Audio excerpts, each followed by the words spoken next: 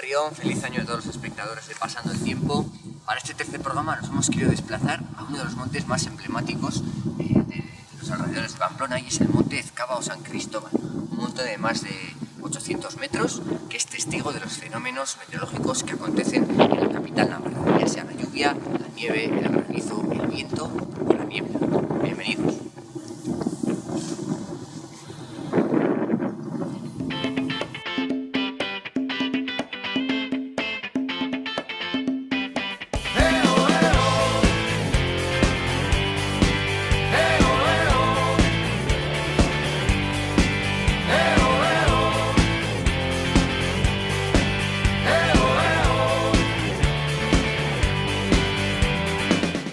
Bueno, antes de empezar con las noticias científicas, como hacemos en todos los programas, vamos a hablar un poco de qué es lo que sucede, como en el día de hoy, cuando tenemos un anticiclón muy potente en estas fechas, en invierno.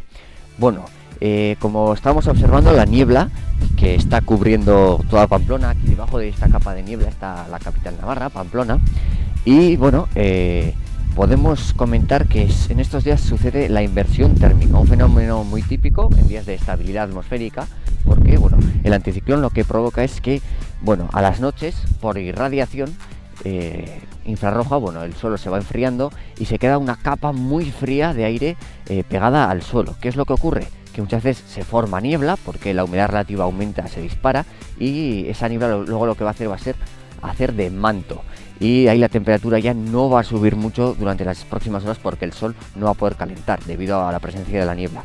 En cambio, a alturas más altas, como en la que estamos, en el monte San Cristóbal, a 800 metros, sí que tenemos sol, como estamos observando, y por lo tanto aquí la temperatura sí sube. ¿Qué es lo que ocurre? Que a diferencia de lo que ocurre normalmente, que la temperatura más fría se da a altura más alta, pues en estos días la temperatura más alta se da a niveles altos, y en cambio debajo de la niebla la temperatura es mucho más fría.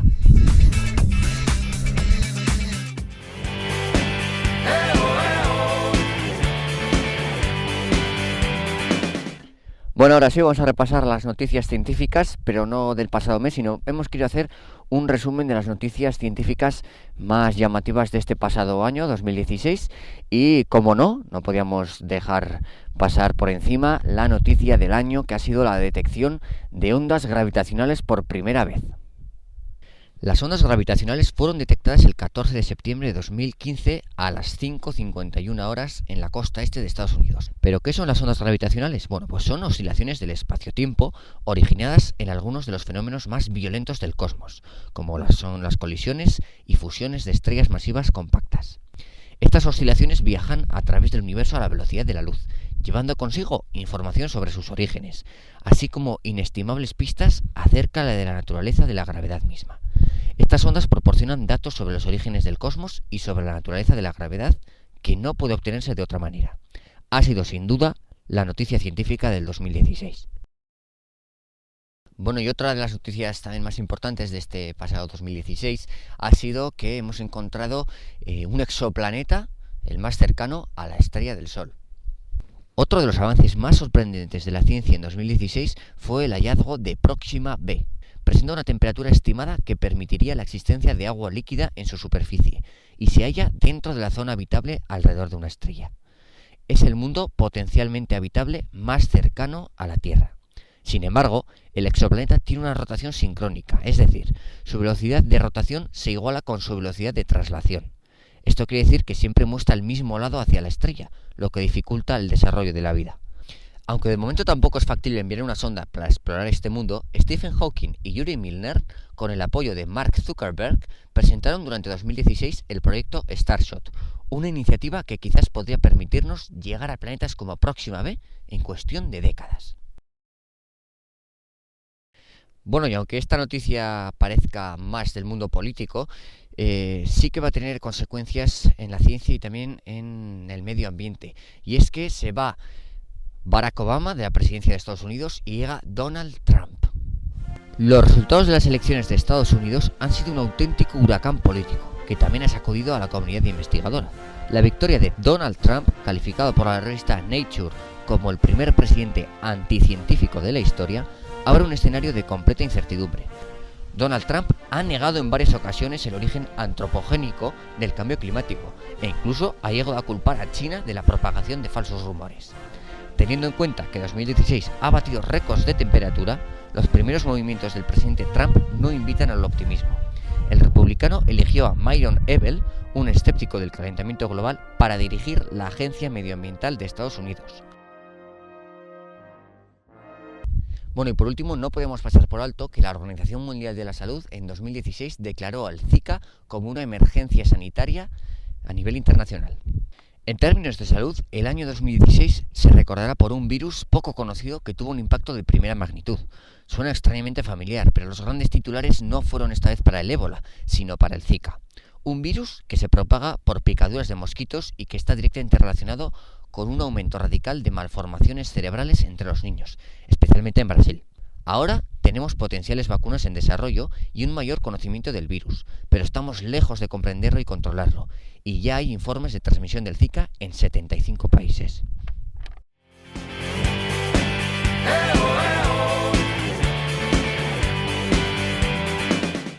Bueno, vamos con la meteosección y como es habitual vamos a hablar de los valores extremos recogidos durante el pasado mes de diciembre de 2016 en las estaciones meteorológicas del Gobierno de Navarra.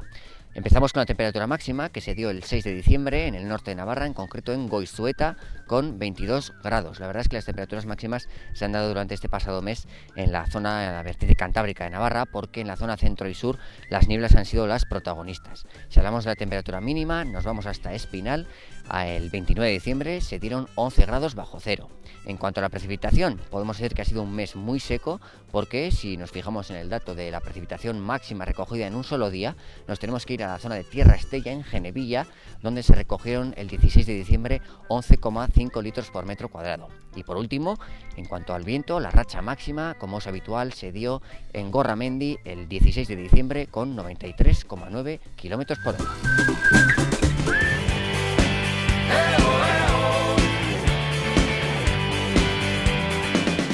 Bueno, y ahora vamos al reportaje del mes. Un reportaje que seguramente hará mucha ilusión a los aficionados rojillos porque nos hemos querido fijar en las inclemencias meteorológicas que ha tenido el Club Atlético Osasuna a lo largo de su historia. Agradecer a Eduardo Truncado, @J18Klinsmann en Twitter, por habernos ofrecido todos estos datos.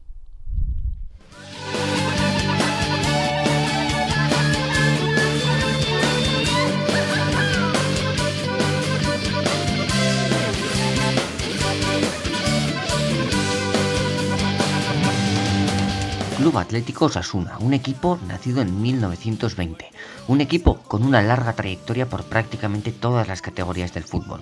Y en esta larga historia del club, las inclemencias meteorológicas han aparecido en numerosas ocasiones. Vamos a ver algunas de ellas.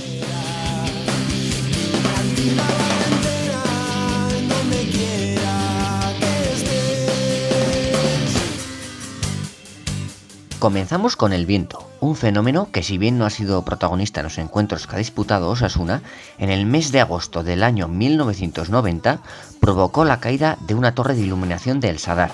Se cayó debido a los vientos huracanados que se dieron en aquellas fechas en Pamplona. Dicha torre tuvo que ser reparada rápidamente debido a la cercanía del campeonato de liga, que comenzaría el 9 de septiembre. Aquella temporada, Osasuna quedó cuarto en la clasificación. La lluvia sí que ha estado muy presente en la historia rojilla. Por ejemplo, el 7 de diciembre de 1958, el Valencia Osasuna se tuvo que aplazar al día siguiente porque Mestalla estaba totalmente encharcado. Algo parecido ocurrió el 31 de enero de 1990, cuando se iba a jugar el Rayo Vallecano Osasuna.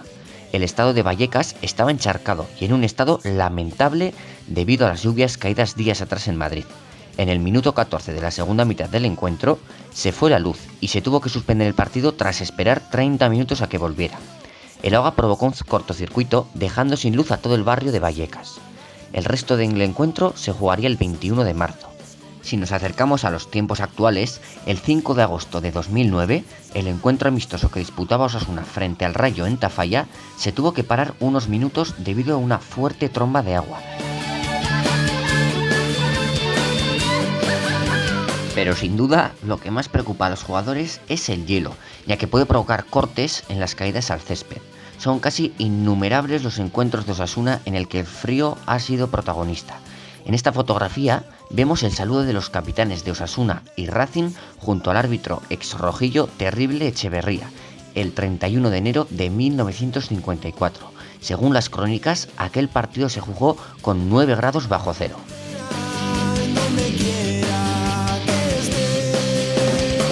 Uno de los problemas más habituales debido al frío en el Sadar es que la banda de los banquillos, al estar cubierta y bajo la sombra, suele dar problemas. Es el caso del 22 de diciembre de 2005, cuando el Osasuna Atlético de Madrid también se disputaría con temperaturas bajo cero. Un encuentro de Copa que permitió a los rojillos clasificarse para las semifinales. Recordemos que aquel año Osasuna llegó a la final. ¿Quién sabe si la aclimatación de los rojillos al frío pamplonés les ayudaría en aquel encuentro? De todos modos, el meteoro, que sin duda ha sido más fotogénico y ha provocado más problemas, ha sido la nieve. En los años 60, el campo de San Juan se cubrió de nieve muchas veces, como vemos en estas fotografías. Ahí vemos cómo los jugadores entrenaban en los exteriores del campo de San Juan, bajo las órdenes de Miguel Blanco. Y es que, en aquella época, los jugadores no eran tan remilgados como hoy en día. Un ejemplo de ello es el partido del 9 de febrero de 1983, que se disputó frente al Zaragoza con un Sadar completamente nevado. Como vemos en estas imágenes, fue complicado seguir la trayectoria del balón, pues se camuflaba entre el color blanco de la nieve. Hoy en día, en fechas invernales, los partidos se disputan con un balón de color naranja, para evitar problemas como este. El 9 de diciembre de 1990, el partido de Liga en Logroño se suspendió a causa del blanco meteoro y pasó a jugarse el 30 de enero de 1991. En la imagen, el árbitro Urizar Azpitarte inspeccionando el campo de las Gaunas.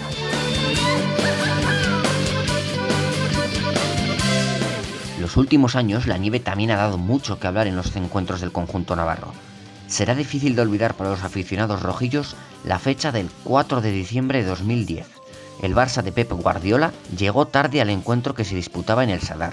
El equipo blaugrana no podía aterrizar en el aeropuerto de Noain debido a las nevadas de días pasados. Estaban acostumbrados a viajar en el mismo día del encuentro y en esta ocasión eso provocó el enfado de toda la grada rojilla. Algunos rumores decían que no querían jugar en un campo con esas condiciones. Así se justificó tras el encuentro que ganaron el míster del FC Barcelona. Al menos dejar que explicamos que el club es nuestra versión o la nuestra de cómo ha ido. Ustedes no es que me digan, mira, no, se ha cerrado el aeropuerto, ok, bueno, pues va, pues ya no jugamos, no vamos, ya jugaremos o... No, nosotros los actos no tenemos el poder ni la potestad para decidir que es la Real Federación Española del Fútbol que nos marca la tempística. Hemos hecho durante 2 años, viajamos el mismo día. Cuando nosotros antes de venir aquí decíamos, hay posibilidad de nieve, hay posibilidad de las carreteras están mal, hubiéramos viajado ayer. Pero las informaciones que teníamos es que nevó ayer, que no iba a nevar hoy, que las carreteras, la autopista, si la tuvimos que coger evidentemente en avión, no es un problema, podríamos llegar. Es por esto, lo hemos hecho siempre.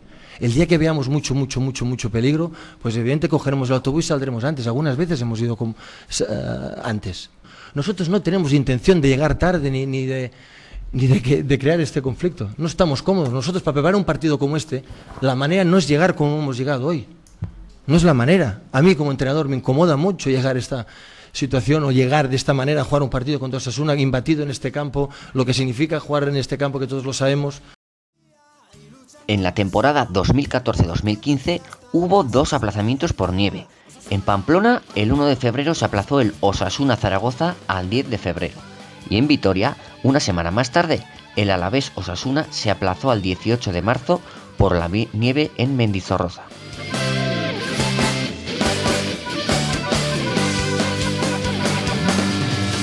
Como hemos visto, las inclemencias meteorológicas siempre han acompañado a Osasuna a lo largo de su historia, y seguramente que seguirán haciéndolo, porque Pamplona y Navarra tienen unas características muy especiales en cuanto a la meteorología se refiere. Aupa Osasuna.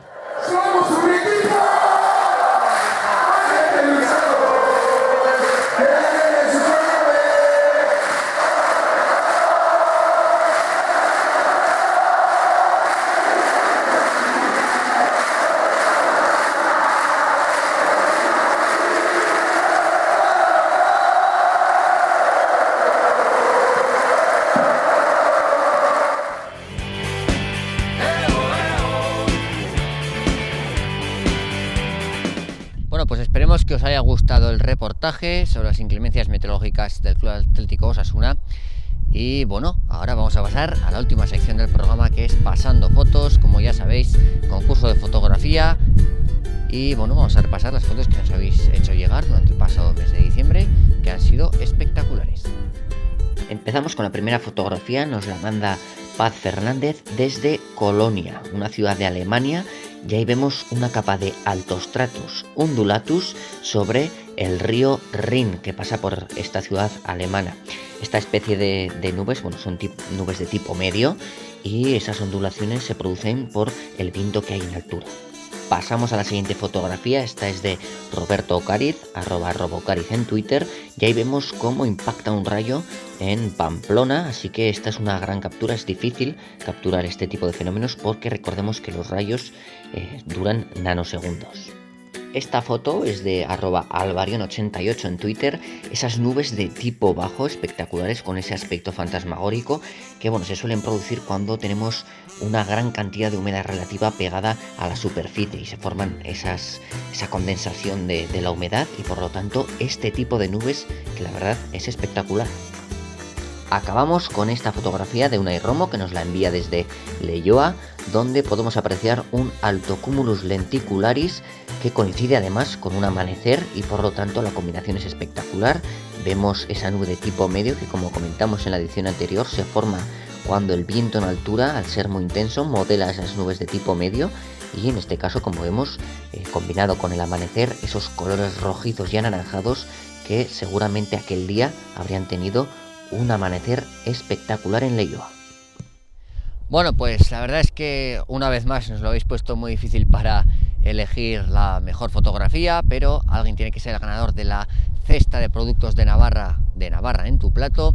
Y bueno, pues vamos a dar el nombre del ganador. En este mes de diciembre el ganador ha sido Roberto Ocariz. Sorionak, enhorabuena, una cesta que se va para Roberto, y a los demás muchas gracias por participar y no desaniméis porque podéis continuar participando. Recordad que podéis mencionarnos en Twitter con esas fotografías a mi cuenta personal @armeteo, a la cuenta del programa @pasando_tiempo o también utilizando el hashtag #pasandofotos. Así que cualquier fotografía de cualquier zona sobre el mundo de la meteorología o naturaleza nos la podéis mandar y entraréis directamente en el concurso de Pasando Fotos.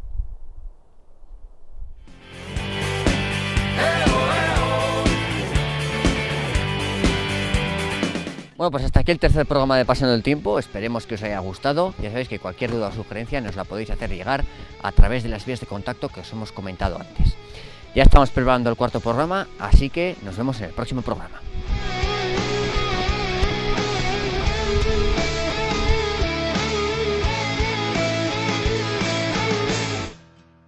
Aizea bezala eskuen artetik ies egiten duzu ta momentu baten